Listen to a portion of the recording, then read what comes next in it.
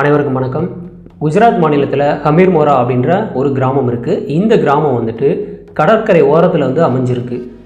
ஜூலை 13ஆம் தேதி 2023 அப்போ அது மழைக்காலமாக இருக்குது. கடல் சீற்றம் அதிகமாக இருக்கிறதுனால வானிலை அறிக்கையில் யாரும் மீன் பிடிக்க போகக்கூடாது அப்படின்னு சொல்லி அறிவிச்சிருக்காங்க. ஸோ யாருமே மீன் பிடிக்க போக கிடையாது.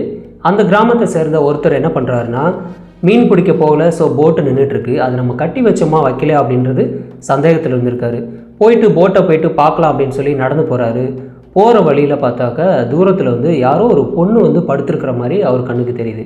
கிட்ட போய் பார்த்தா யாரோ ஒரு லேடிஸ் பாதி புதஞ்ச நிலையிலையும் பாதி மேலால் இருக்கிற மாதிரி தெரியுது. உடனடியாக அவர் என்ன பண்ணுறாரு, அந்த கிராமத்து மக்களுக்கும் தகவல் தெரிவிக்கிறாரு, போலீஸுக்கும் தகவல் தெரிவிக்கிறாரு. போலீஸ் நேரில் பாடியை பார்க்குறாங்க. பார்க்கும்போது அந்த பாடி புதைச்சி கிட்டத்தட்ட ஒரு 4-5 நாளுக்கு மேலே இருக்கும் அப்படின்னு கிளியராக தெரியுது. ஃபாரன்சிக் டீமும் அங்கே ஏதாவது தடயம் கிடைக்குமான்னு சொல்லிட்டு பார்த்துட்ருக்காங்க. இந்த பாடி யாரோடது, என்ன, யார் தகவல் கொடுத்தான்னு சொல்லிட்டு போலீஸ் ஒரு பக்கம் விசாரணை ஆரம்பிச்சிருக்காங்க. போலீஸ் விசாரிக்கும் போது அந்த கிராமத்தை சேர்ந்தவங்க யாருமே காணாமல் போகவும் கிடையாது. அந்த இறந்து போன பொண்ணு அந்த கிராமத்தை சேர்ந்தவங்களும் கிடையாதுன்னு தெரியுது. இந்த பொண்ணு வயசு எத்தனை இருக்கும் அப்படின்னு கேட்டால் 40 to 45 இருக்கும். அந்த ஏஜில் உள்ளவங்க தான் இறந்து போயிருக்காங்கன்னு சொல்லி ஃபாரன்சிக் டீமும் பார்த்த உடனே சொல்லியிருக்காங்க. அதே மாதிரி தடயம் ஏதாவது கிடைச்சிருக்கா அப்படின்னு பார்த்தா அது மழைக்காலம் அப்படின்றதுனால எந்த ஒரு தடயமும் கிடைக்க கிடையாது. அதே மாதிரி கடல் சீற்றம் அதிகமாக இருக்கிறதுனால அந்த பகுதி வரைக்கும் கடல் அலை வந்துட்டு போனதுனால எந்த ஒரு தடயமும் போலீஸுக்கு கிடைக்கவே இல்லை. நெக்ஸ்ட்டு அந்த பொண்ணோட பாடியை போஸ்ட்மார்ட்டத்துக்காக ஜிஹெச்சுக்கு அனுப்பி வச்சுட்டாங்க. அனுப்பிட்டு அந்த பொண்ணை பற்றின ஏதாவது கேஸ் இருக்குமா, ஏதாவது பக்கத்து ஸ்டேஷனில் ஏதாவது மிஸ்ஸிங் கம்ப்ளைண்ட் இருக்கான்னு சொல்லிட்டு எல்லாத்தையும் போலீஸ் செக் பண்ணிகிட்ருக்காங்க. போஸ்ட்மார்ட்டம் முடிஞ்சு பிஎம் ரிப்போர்ட் போலீஸ் கைக்கு வருது. அதில் பொண்ணு இறந்தது கொலை தான் அப்படின்னு சொல்லி கன்ஃபார்ம் ஆகுது. அந்த பொண்ணை யாரோ கழுத்தை நெரிச்சு கொலை பண்ணியிருக்காங்க அப்படின்னு சொல்லி பிஎம் ரிப்போர்ட்டில் இருக்குது. ஏஜ் அதே மாதிரியே ஒரு 45 இருக்கும் அப்படின்னு சொல்லி கன்ஃபார்மாக சொல்லியிருக்காங்க.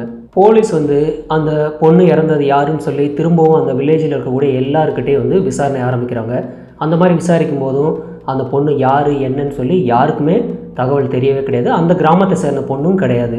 இந்த மாதிரி விசாரிச்சுட்டு வரும்போது ஒரே ஒரு பெரியவர் மட்டும் என்ன சொல்லியிருக்காருன்னா, இந்த கிராமத்தை சேர்ந்த பொண்ணு இந்த பொண்ணு கிடையாது சார். ஆனால் ஒரே ஒரு சம்பவம் என்ன அப்படின்னா, கொஞ்ச நாளுக்கு முன்னாடி ஒரு கல்யாணம் இங்கே நடந்தது. ஸோ வெளியூரை சேர்ந்தவங்களும் நிறைய பேர் கல்யாணத்துக்கு வந்திருந்தாங்க. ஒருவேளை வந்தவங்களில் ஒருத்தராக கூட இருக்கலாம், நீங்கள் அந்த மாதிரி விசாரிச்சு பாருங்கன்னு சொல்லி அந்த பெரியவர் சொல்கிறாரு. போலீஸும் மேரேஜுக்கு யாருக்கு மேரேஜ் நடந்தது, யாரெல்லாம் மேரேஜுக்கு வந்திருக்காங்கன்னு சொல்லிட்டு பார்த்துட்டு எல்லா டீட்டெயில்ஸும் வாங்கிட்டு சிசிடிவி ஃபுட்டேஜெல்லாம் எது கிடைக்குமோன்னு சொல்லி எல்லாத்தையும் ஒரு வழியாக செக் பண்ணிகிட்ருக்காங்க. இந்த மாதிரி செக் பண்ணிகிட்டு இருக்கும்போது அந்த பொண்ணு எந்த இடத்துல இறந்து கிடந்துச்சோ அந்த இடத்துல ஏதாவது சிக்னல் இருந்திருக்கா, மொபைல் ஏதாவது ஆக்டிவிட்டீஸில் இருந்திருக்கா அப்படின்றதையும் செக் பண்ணிகிட்ருக்காங்க ஒரு பக்கம் சைபர் டீமில். அந்த மாதிரி செக் பண்ணிகிட்டு இருக்கும்போது ஒரு சின்ன ஒரு தகவல் கிடைக்குது. அந்த இறந்து போன ஸ்பாட்டில் 3 சிம்மு ஆக்டிவில் இருந்திருக்கிறது கிளியராக தெரியுது. அதனால் அந்த 3 சிம்மும் யாரோடது அப்படின்னு சொல்லி செக் பண்ணி பார்க்குறாங்க. 3மே ஒரே ஒருத்தரோட பேரில் தான் இருக்குது. அந்த பேர் லட்சுமி பட் அப்படின்ற ஒரு லேடியோட பேர். அவங்களுக்கு ஏஜ் 45 அப்படின்னு சொல்லியிருக்கு. அந்த பொண்ணு வேறு யாரும் கிடையாது, இந்த இறந்து போன பொண்ணு தான். அவங்களோட அட்ரஸ் ப்ரூஃப் ஐடி வெரிஃபிகேஷன் வச்சு செக் பண்ணி பார்க்கும்போது அதில் இருக்கிற ஃபோட்டோவும் இந்த இறந்தவங்களோட ஃபோட்டோவும் கரெக்டாக மேட்ச் ஆகுது. ஸோ இறந்தவங்க பேர் லட்சுமி பட், ஏஜ் 45 அப்படின்னு சொல்லி கிளியராக தெரியுது. போலீஸ் அந்த அட்ரஸில் இருக்கக்கூடிய வீட்டுக்கு போயிட்டு நேராக கதவை தட்டுறாங்க. கதவை தட்டும்போது ஒரு 17 வயசு பொண்ணு கதவை திறக்கிறாங்க. அந்த பொண்ணோட பேர் ரித்து. அந்த பொண்ணுக்கிட்ட இந்த ஃபோட்டோ காட்டி இது யார் அப்படின்னு கேட்குறாங்க. இது எங்கள் அம்மா தான் அப்படின்னு சொல்லி அந்த பொண்ணு சொல்கிறாங்க. இந்த பொண்ணு இங்கே பேசிக்கிட்டு இருக்கும்போதே பின்வாசல் வழியாக ஒருத்தர் ஓடுறது போலீஸுக்கு தெரியுது. மற்ற போலீஸ் அனுப்பி உடனடியாக அந்த ஓடினவர் பிடிச்சிட்டு வராங்க. அவரோட பேர் யோகேஷ், வயசு 36 ஆகுது. இந்த பொண்ணுகிட்ட கேட்குறாங்க, இவர் யாருன்னு கேட்கும்போது இவர் என்னோட அப்பா தான் அப்படின்னு சொல்லி சொல்கிறாங்க.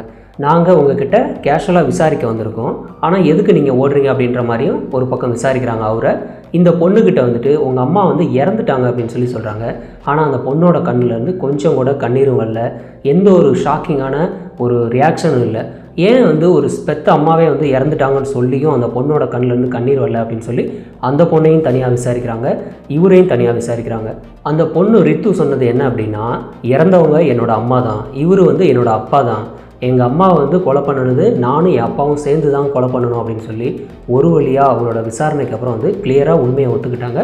அந்த யோகேஷும் அவரும் ஒத்துக்கிட்டாரு, நானும் என்னோட பொண்ணும் சேர்ந்து தான் என்னோடய ஒய்ஃபை கொலை பண்ணணும் அப்படின்னு சொல்லி அவரும் உண்மையை ஒத்துக்கிட்டாரு. எதுக்காக கொலை பண்ணுனீங்க, என்ன நடந்துச்சு அப்படின்னு சொல்லிட்டு போலீஸ் டீட்டெயிலாக விசாரணை ஆரம்பிக்கிறாங்க. அந்த மாதிரி ஆரம்பிக்கும்போது தான் கிளியராக ஒன்று விடாமல் அவங்க 2 பேருமே சொன்ன விஷயம். 2005 லட்சுமி பட்டுக்கும் சுரேஷ் அப்படின்றவருக்கும் கல்யாணம் ஆகுது. இந்த லட்சுமிக்கும் சுரேஷ் அப்படின்றவருக்கும் பிறந்த பொண்ணு தான் இந்த ரித்து. இந்த ரித்து பிறந்ததுக்கப்புறம் லட்சுமி வந்து டெய்லி வந்துட்டு வேலைக்கு போகிறாங்க, சுரேஷும் வந்துட்டு டெய்லி வேலைக்கு போய்ட்டுருக்காரு. லட்சுமி பட் வந்து வேலைக்கு போகிற இடத்துல ஜித்தன்தர் அப்படின்ற ஒருத்தரோட வந்து பழக்கமாகுது. அவரும் அங்கே வேலை பார்த்துட்ருக்காரு. அவரோட வந்து அடிக்கடி வந்து பேசிகிட்டு இருக்காங்க, அவரும் பேசிகிட்டு இருக்காங்க. இவங்களோட நட்பு வந்து கொஞ்சம் கொஞ்சமாக அதிகமாகி காதலாக வந்து மாறுது. காதலாக மாறி ஃபோன் நம்பரை வந்துட்டு எக்ஸ்சேஞ்ச் பண்ணி 2 பேரும் மொபைலில் அடிக்கடி பேசிக்கிட்டு இருக்காங்க. அதுக்கப்புறம் வந்துட்டு ஒரு வழியாக உறவு வச்சுக்கணும்னு சொல்லிட்டு 2 பேரும் ஆசைப்பட்றாங்க. இந்த மாதிரி ஆசைப்படும் போது சுரேஷ் வந்து வேலைக்கு போனதுக்கப்புறம் வந்துட்டு தன்னோட பொண்ணு மட்டும்தான் வீட்டில் இருப்பாங்க. அந்த மாதிரி இருக்கும்போது ஜித்தன்தரை கூட்டிகிட்டு வந்துட்டு வீட்டிலே வந்துட்டு உறவு வச்சுக்கிறாங்க. இந்த மாதிரி வந்துட்டு வீட்டிலே உறவு வச்சுக்கும்போது அந்த பொண்ணை வந்துட்டு பக்கத்துலேயே உட்கார வச்சு அந்த பக்கம் திரும்பிக்க நீ அப்படின்னு சொல்லிட்டு 2 பேரும் நிர்வாணமாக வந்துட்டு ரெகுலராக உறவு வச்சுக்கிறாங்க. ஏன் அப்படின்னா அந்த வீடு வந்துட்டு ஒரு சின்ன ஒரே ஒரு ரூம் கொண்ட ஒரு வீடு தான். இது வந்து ரெகுலராக வந்து தொடர்ந்துக்கிட்டே தான் இருக்குது. வேலைக்கு வந்து சுரேஷ் போனதுக்கப்புறம் வந்துட்டு ஜித்தன்தர் வீட்டுக்கு வர்றதும் இது மாதிரி அந்த பொண்ணு முன்னாடியே வந்து செக்ஸ் வச்சுக்கிறதுன்னு சொல்லிட்டு ரெகுலராக நடந்துக்கிட்டே தான் இருக்குது. இது வந்து சுரேஷுக்கு தெரியவே இல்லை. ஆனால் அந்த ஊருக்காரங்களுக்கு வந்துட்டு யார் எவனோ ஒருத்தன் வர்றான், சுரேஷ் வேலைக்கு போனதுக்கப்புறம் உள்ள எவனோ ஒருத்தன் வர்றான்னு சொல்லிட்டு ஊரில் இருக்க எல்லோரும் வந்துட்டு கொஞ்சம் தப்பாக பேச ஆரம்பிச்சிருக்காங்க. இது ஊரில் எல்லோரும் பேசி பேசி ஒரு வழியாக சுரேஷோட காதுக்கு வருது, உன்னோட ஒய்ஃப் வந்துட்டு இல்லீகல் உறவில் இருக்கிறாங்க அப்படின்னு சொல்லிட்டு. இதை கண்டுபிடிக்கணும் அப்படின்னு சொல்லிட்டு சுரேஷ் என்ன பண்ணுறாருன்னா, நான் வேலைக்கு போகிறேன் அப்படின்னு சொல்லிட்டு ஒரு நாள் வேலைக்கு போகிற மாதிரி போயிட்டு போன கொஞ்ச நேரத்துலேயே திரும்ப என்ன பண்ணுறாருன்னா வீட்டுக்கு வராரு. வீட்டுக்கு வந்துட்டு கதவை தட்டலான்னு பார்த்தா கதவு வந்து ஓப்பனில் தான் இருக்குது. கதவை திறந்து பார்த்தாக்க தன்னோட பொண்ணு ஒரு மூலையில் உட்காந்து திரும்பி அந்த பக்கம் இருக்காங்க. இவங்க 2 பேரும் லட்சுமி பட்டும் ஜித்தன்தர் 2 பேரும் உடம்புல சுத்தமாக துணியே இல்லாமல் 2 பேரும் ஒன்றா உறவு வச்சுருக்காங்க. இதை பார்த்த சுரேஷ் வந்துட்டு என்ன பண்ணுறதுனே தெரியாமல் அந்த பொண்ணை வந்துட்டு கண்ணை மூடி அப்படியே வெளில கூட்டிகிட்டு வந்துடுறாரு. கூட்டிகிட்டு வந்துட்டு அவங்கள வந்து அடிக்கவும் கிடையாது, எதுவும் பண்ண கிடையாது, அழுதுகிட்டு தான் இருக்கார். இந்த சம்பவம் வந்துட்டு அவர் உள்ளே வந்தோடனே அவங்க 2 பேருக்கும் தெரியவும் ஜித்தன்தர் வந்துட்டு பின்வாசல் வழியாக வெளில ஓடி போயிடுறாரு. இந்த சம்பவம் வந்துட்டு அக்கம் பக்கத்தில் இருக்கவங்களுக்குலாம் தெரிஞ்சால் ரொம்ப வந்து அசிங்கமாக போயிடுமே அப்படின்னு சொல்லிட்டு சுரேஷ் என்ன பண்ணுறாருனா வீட்டுக்குள்ளே வந்துட்டு அவரோட ஒய்ஃபை வந்து அடிக்க கூட கிடையாது, எதுக்காக இந்த மாதிரி பண்ணேன், நான் உன்னை என்ன பாவம் பண்ணேன், உனக்கு என்ன வந்து துரோகம் பண்ணேன்னு சொல்லிட்டு சாஃப்டாக தான் ஆக்சுவலாக கேட்டுட்ருக்காரு. இவர் வந்துட்டு அழுதுகிட்டு தான் இருக்கார். ஏன்னா தன்னோட ஒய்ஃப் வந்து இந்த மாதிரி தடமாறி போயிட்டாங்களே அப்படின்றதுக்காக வருத்தப்பட்டுக்கிட்டு தான் இருக்கார். சுரேஷ் வந்துட்டு இது வந்து வெளியில் தெரிஞ்சால் அசிங்கம், ஸோ இந்த விஷயத்தை பெருசு பண்ணக்கூடாது, இதோட வந்து ஆஃப் பண்ணிடணும் அப்படிங்கிறதுக்காக அவரோட ஒய்ஃபுக்கிட்ட வந்துட்டு இனிமேல் வந்துட்டு அவனோட வந்து எந்த ஒரு தொடர்பும் வச்சுக்காத, ஃபோன்லேயும் பேசாத, நல்லபடியாக இருன்னு சொல்லிட்டு அட்வைஸ் பண்ணுறாரு. ஆனால் அதுக்கு அவரோட ஒய்ஃப் என்ன சொல்கிறாங்கன்னா, நீ சொல்கிறதெல்லாம் நான் கேட்டுட்டு இருக்க முடியாது, நான் என்ன பண்ணணும்னு நினைக்கிறனோ அதைத்தான் நான் பண்ண முடியும், உனக்கு இஷ்டம் இருந்தால் இரு, இல்லைன்னா அந்த வீட்டை விட்டு கிளம்புன்னு சொல்லிட்டு அவங்க திமிராக தான் பேசியிருக்காங்க. ஸோ சுரேஷ் என்ன பண்ணுறதுன்னு தெரியாமல் ஒரு வழியாக டிவோர்ஸ் ஆகணும்னு சொல்லி கோர்ட்டில் வந்து அப்ளை பண்ணுறாரு. கோர்ட்லேயே வந்து டிவோர்ஸ் கிடைக்குது. ஆனால் அதில் ஒரு விஷயம் என்னென்னா, அந்த பொண்ணு வந்துட்டு தன்னோட அம்மா கிட்ட தான் இருக்கணும்னு சொல்லி கோர்ட்டில் வந்து தீர்ப்பு வருது. சுரேஷ் வந்து அவரோட லைஃப்பை பார்த்துட்டு அவர் கிளம்பிடுறாரு. இந்த பொண்ணு ரித்துவும் அவங்களோட அம்மா லட்சுமி பட் 2 பேர் மட்டும் அந்த வீட்டில் இருக்கிறாங்க. இப்போது சுரேஷ் வந்துட்டு தனியாக போயாச்சு, ஸோ இந்த வீட்டில் கிடையாது அப்படின்றதுனால லட்சுமி பட்டுக்கு வந்து ரொம்ப வசதியாக போச்சு. ஜித்தன்தரை கூட்டிகிட்டு வந்து வீட்டிலே வச்சுக்கிட்டு கிட்டத்தட்ட ஒரு ஃபேமிலி மாதிரி ரன் பண்ணியிருக்காங்க. ஜித்தன்தரும் லட்சுமி பட்டும் இவங்களோட பொண்ணு ரித்து 3 பேர் வந்துட்டு ஒன்றா இருக்கிறாங்க. மறுபடியும் வந்துட்டு வேலைக்கு போகிறாங்க 2 பேருமே. இந்த தடவை வந்துட்டு லட்சுமி பட்டு வந்துட்டு ஒரு பெயிண்ட் அடிக்கிற வேலைக்கு போகிறாங்க. இவர் ஜித்தன்தரும் வந்துட்டு வெளில வேலைக்கு போகிறாரு. இந்த பொண்ணு மட்டும்தான் வீட்டில் இருக்காங்க. இந்த பொண்ணை வந்துட்டு என்ன பண்ணுறாங்கன்னா, ஸ்கூலுக்கு எதுவும் சேர்த்துட கிடையாது, அந்த பொண்ணையும் வந்துட்டு சின்ன சின்ன வேலை செய்கிறதுக்கு வந்துட்டு வெளியில் அனுப்பிச்சி விட்டுறாங்க. லட்சுமி பட்டு வந்துட்டு பெயிண்ட் அடிக்க போன இடத்துல வந்துட்டு யோகேஷ் அப்படின்ற ஒரு 36 வயசு இளைஞரோட வந்துட்டு பழக்கமாகுது. என்ன அப்படின்னா, தன்னை விட வயசும் வந்து கம்மி, அதே சமயத்தில் ஜித்தன்தரோடவும் வயசு கம்மி, அழகாகவும் இருக்கான் அப்படின்னு சொல்லிட்டு அவனை பார்த்த உடனே வந்துட்டு இவங்களுக்கு வந்து ரொம்ப பிடிச்சி போயிடுது. அதனால் அந்த யோகேஷோட வந்துட்டு திரும்ப திரும்ப பேசுகிறாங்க. பேசின பேச்சு வந்துட்டு ஒரு கட்டத்துக்கு மேலே 2 பேருக்குமே பிடிச்சி போய் காதலாக மாறுது. இவங்களுக்குள்ளே மறுபடியும் நம்பர் எக்ஸ்சேஞ்ச் பண்ணிவிட்டு ஃபோனில் வந்து அடிக்கடி பேசிக்கிட்டு இருக்காங்க. இந்த சம்பவம் வந்து ஒரு கட்டத்துக்கு மேலே போய்ட்டு 2 பேரும் ஒன்றா வந்து உறவு வச்சுக்கணும்னு ஆசைப்பட்டு அந்த பெயிண்ட் அடிக்கக்கூடிய வீட்டிலே வந்துட்டு நிறையா ரூம்லாம் இருக்கும்போது அதில் ஏதாவது ஒரு ரூமில் போய்ட்டு 2 பேரும் ஒன்றா உறவு வச்சுக்கிறாங்க. இது வந்து ரெகுலராக வந்து நடந்துக்கிட்டே இருக்குது பெயிண்ட் அடிக்கிற ஸ்பாட்டில்.